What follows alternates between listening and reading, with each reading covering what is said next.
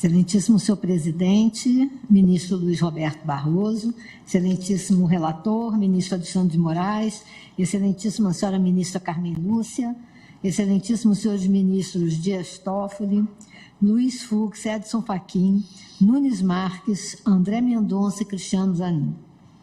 Cumprimento igualmente as excelentíssimas senhoras advogadas e os excelentíssimos senhores advogados, servidoras e servidores.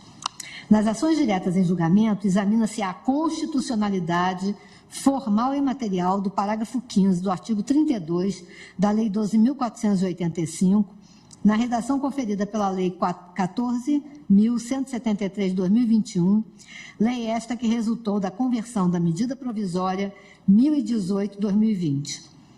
O dispositivo questionado determina que as distribuidoras de televisão por assinatura incluam em seus pacotes, obrigatória e gratuitamente, o conteúdo de canais locais para todo e qualquer ponto do país em que haja uma estação retransmissora. Pela regra anterior, esse conteúdo de geração local era obrigatória e gratuitamente transmitido para a respectiva localidade.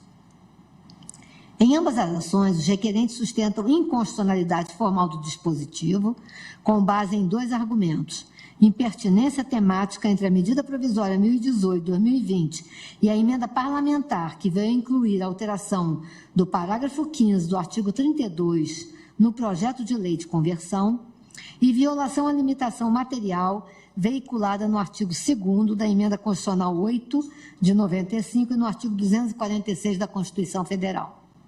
Inicialmente, há de ser afastada a alegação de que não haveria pertinência temática entre a medida provisória 1018 de 2020 e o parágrafo 15 do artigo 32 da Lei 12.485 de 2011, incluído pelo Congresso Nacional no processo de conversão da medida provisória em lei. O macrotema de ambas é o mesmo: telecomunicações, não se exigindo completa identidade entre as normas da medida provisória e aquelas inseridas pelo Congresso Nacional durante o processo legislativo.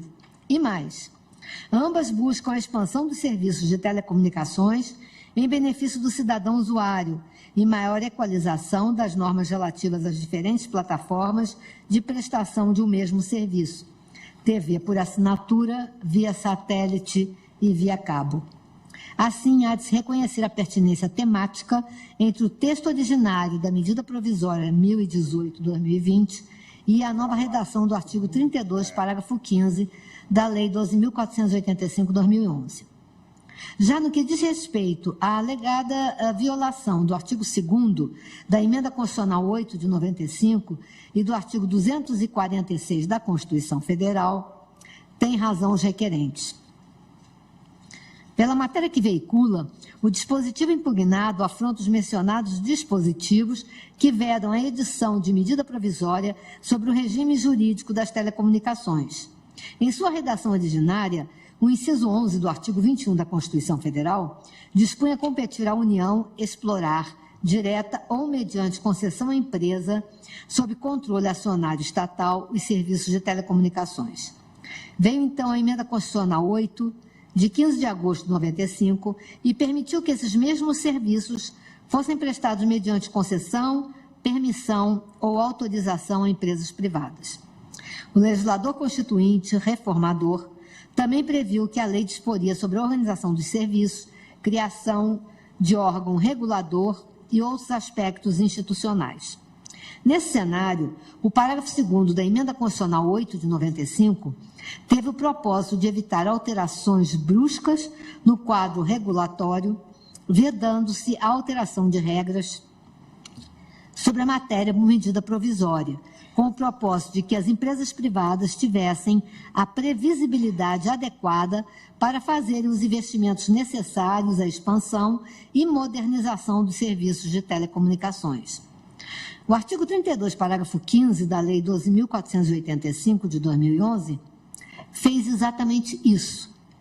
Alterou as regras de carregamento obrigatório de canais no serviço de TV a cabo, tornando gratuita para geradoras e retransmissoras pertencentes a um conjunto de estações com presença em todas as regiões geopolíticas do país e alcance de, no mínimo, 1/3 da população brasileira, com o provimento da maior parte da programação por uma das estações, a distribuição de seus canais. Em outras palavras, a medida provisória instituiu uma obrigação aos delegatários de serviços de telecomunicações.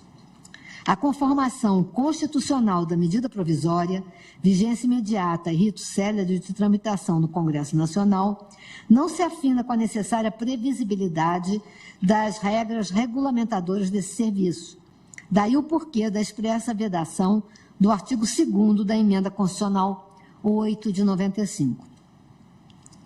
Não prospera o argumento de que a proibição de regulamentação dos serviços de telecomunicações via medida provisória se dirige apenas ao presidente da República, podendo o Congresso Nacional tratar desse tema no respectivo projeto de lei de conversão.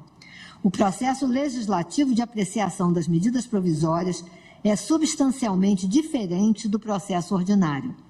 E não apenas em razão da necessária pertinência temática entre as emendas parlamentares e o texto original da medida provisória. Diferentemente dos outros projetos de lei, o projeto de lei de conversão de uma medida provisória tem prazo constitucional e paralisa a pauta de votações das casas do Congresso Nacional. Artigo 62, parágrafo 6º da Constituição Federal. Isso depois de determinado prazo. Ademais, cabe a uma comissão mista de deputados e senadores, e não às várias comissões temáticas da Câmara dos Deputados do Senado Federal, examinar a medida provisória e sobre ela emitir parecer, artigo 62, parágrafo 9º da Constituição, antes das votações em plenário. Em outras palavras, as mesmas razões que levam a Constituição Federal a proibir o uso da medida provisória para regular determinadas matérias, que pressupõem uma necessidade de aprofundamento das discussões e, em consequência, o uso do processo legislativo ordinário, impedem igualmente sejam colocadas para a deliberação do Congresso Nacional por emenda parlamentar no processo legislativo abreviado, que é o da tramitação das medidas provisórias. A Associação Brasileira de Televisão por Assinatura, autora da ADI 6931, sustentou ainda a existência de vícios materiais de constitucionalidade ao argumento de que a norma impugnada violaria os princípios constitucionais da livre iniciativa, da defesa do consumidor, da proporcionalidade, da separação dos poderes, pela vertente da reserva de administração e da segurança jurídica. Tais alegações não merecem prosperar. Embora a comunicação audiovisual de acesso condicionado, TV a cabo, seja regida pelo princípio da liberdade de iniciativa, mínima intervenção da administração pública e defesa da concorrência, por meio da livre, justa e ampla competição e da vedação ao monopólio e oligopólio, não se pode esquecer tratar-se de serviço público de competência da União. Constituição Federal, artigo 2111. E como serviço público, ainda que prestado mediante concessão, permissão ou autorização a empresas privadas, cabe à lei dispor sobre os direitos dos usuários e a obrigação de manter serviço adequado. Artigo 175, parágrafo único, 2 e 4 da Constituição Federal. Assim, não viola o princípio da liberdade de iniciativa a previsão legal que estende o carregamento obrigatório de canais pelos prestadores de serviço de TV a cabo. Também não se fala de desrespeito ao princípio da livre concorrência, pois a nova lei se aplica a todas as empresas que prestam o mesmo serviço. Quanto ao princípio da proporcionalidade, pode o Poder Judiciário, com fundamento nele, declarar a inconstitucionalidade de lei apenas quando a desproporção se mostra evidente. Do contrário, haveria violação do princípio da separação dos poderes, com o Poder Judiciário a substituir o legislador. Não é o caso dos autos. Também não há desrespeito ao mandamento constitucional de defesa do consumidor. Primeiro, porque o aumento de preços ao consumidor pode não ocorrer, devido à livre concorrência existente no setor. Segundo, porque, se ocorrer o aumento de preços, ele haverá de ser acompanhado de um incremento no serviço prestado, mais canais de TV à disposição. Por fim, não há falar aqui em reserva de administração. É verdade que o carregamento obrigatório de canais nos serviços de TV a cabo é assunto técnico. Ocorre que cabe à lei prever as regras de prestação dos serviços públicos. Ao órgão regulador, cabe apenas minudenciá-las e fiscalizar sua correta aplicação. Não fosse assim, todo o artigo 32 da Lei 12.485 de 2011 seria inconstitucional, pois versa sobre o mesmo assunto de natureza técnica, carregamento obrigatório de canais. Em face do exposto, a Procuradoria-Geral da República se manifesta pela procedência do pedido para declarar a inconstitucionalidade formal do artigo 32, parágrafo 15 da Lei 12.485 de 2011, na redação dada pela Lei 14.173 de 2011.